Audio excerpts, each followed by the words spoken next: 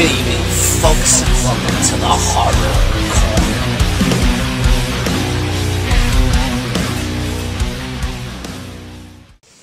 Good evening, folks, and welcome to the Horror Corner. I'm your host, Sean Patrick Gershon, and this week we are doing another tag video. This is the Horrorbles tag. And this was created by the Nightwatch Zone, and they tagged me in their video. So this is questions all about the bad side of horror, if you know what I mean. So let's get started, shall we? Number 1 is worst werewolf movie. Now, I knew it had to be something from the Howling franchise, because every sequel in that franchise is absolutely horrible. Like, I'm not talking just bad, I'm talking about abysmal. And picking one that's the worst of all of them is tough, because, man. And I'm going to go with the Howling 6, The Freaks. Which I saw on, I think it was USA Up All Night, either that or the Joe Bob Briggs Monster Vision, one of those.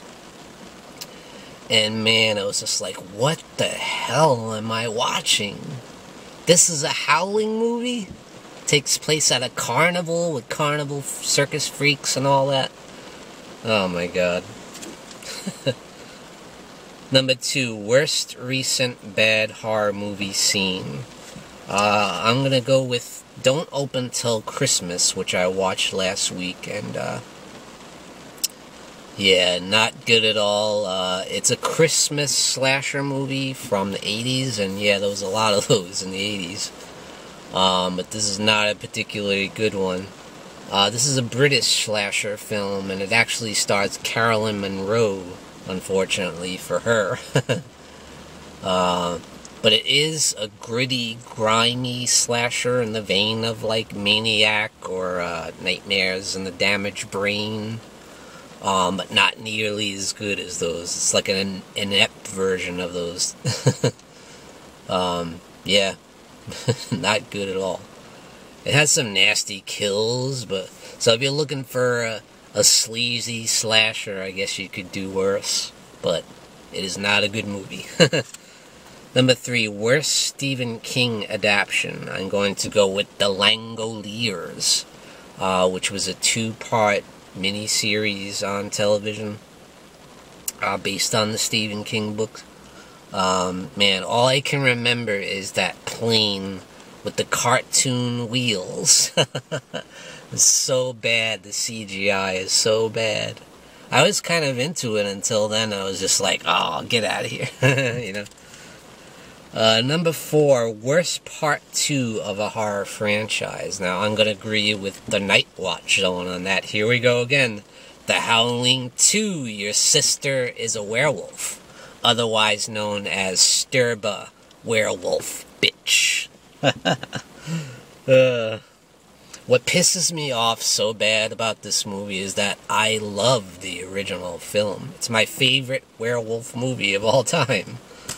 And it pisses me off that they made these horrible sequels, and it really taints the reputation of the original film, which I think The Howling would get a lot more respect today if it wasn't for those horrible sequels.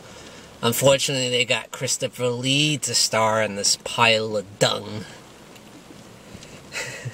Not even Sybil Danning's spectacular boobs can save this movie. Oh my god. Werewolf sex going on. Atrocious. Number 5, worst final girl. Now this might aggravate some people, but I'm going to pick Chris from Friday the 13th, Part 3 in 3D. Yeah, I'm not particularly a big fan of Part 3. I feel like it was a big step down from the first 2 movies. Including the Chris character. While she was quite resourceful in dealing with Jason, she really gave Jason a run for the money. But outside of that, it's her performance that bothers me. Her performance is very dull and boring and lifeless. I just can't get behind her character, you know. I don't care about her character, you know. And that's why I can't get behind her, you know. When you're coming off someone as great as Amy Steele was in Friday the 13th Part 2, the best final girl with the worst final girl of the franchise. Number 6, worst horror movie mother. That's a tough one. There's so many bad mothers in horror. But for me, the one that takes the cake is Samantha Eggar's character, Nola, in the film The Brood, directed by David Cronenberg. One in many of the long line of David Cronenberg messed up movies. And her character is no exception. So she plays this character Nola, who's having a really rough time in her marriage, and she's going to a therapist, as played by Oliver Reed in the film, and he basically brainwashes her with this cult-like thing called psychoplasmics, and it really gets inside of her head. And in dealing with her anger and rage and unresolved issues and resentments, it manifests these dwarf-like creatures that brutally murder people, you know, and man, they are brutal AF. Let me tell you, and they look like children if you look at them from afar, and you see them in this one scene in the classroom, and they just bash the living crap out of this teacher in the classroom. It's nasty, man. But wait till you see the end. I mean, it just has to be seen to be believed. Number 7, worst horror villain. It's going to be Jack Frost, the Snowman and Jack Frost. And yes, obviously I'm talking about the horror movie Jack Frost. Horrible movie, horrible character, just horrible. Number 8, worst horror remake. That's easily going to go to Psycho for me. The Psycho remake by Gus Van Sant is just, I don't even know what the hell he was thinking of, making a shot-for-shot movie. You're gonna try and do everything that Alfred Hitchcock did, you know. You think you're gonna copy what Alfred Hitchcock did, the masterpiece that is Psycho from 1960? They do every single scene the same, but somehow it's worse in every way. It just doesn't make any sense.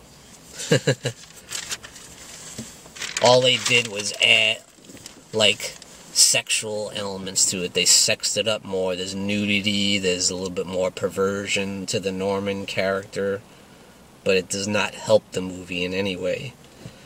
Number 9, worst horror movie kill. I'm going to go with something from Friday the 13th Part 3. The head crush in Friday the 13th Part 3.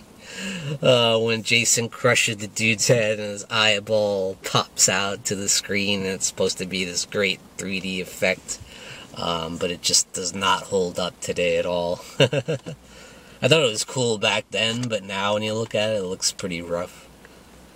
Number 10, worst movie franchise in horror, and that's going to be The Howling once again. So Howling on all counts. Yes, the Howling is the worst horror franchise, which unfortunately includes my favorite werewolf movie, The Howling from 1981. Sadly, they had to make sequels, and they didn't do anything interesting in any of the sequels. All they did was taint the legacy of the original. They add nothing to it. Alright guys, that is the Horrorbles tag, and I'm going to tag David's Horror, Bronco Juggalo Talks Movies, Horrific Nightmares JM, Random Ross from Random Horror, and also Andrew Ballina. So that's it, guys, for the Horrorbles tag. So answer the call and do the Horrorbles tag. And thank you for joining me, Sean Patrick Urshan, in the Horror Corner. Tune in and stay scared.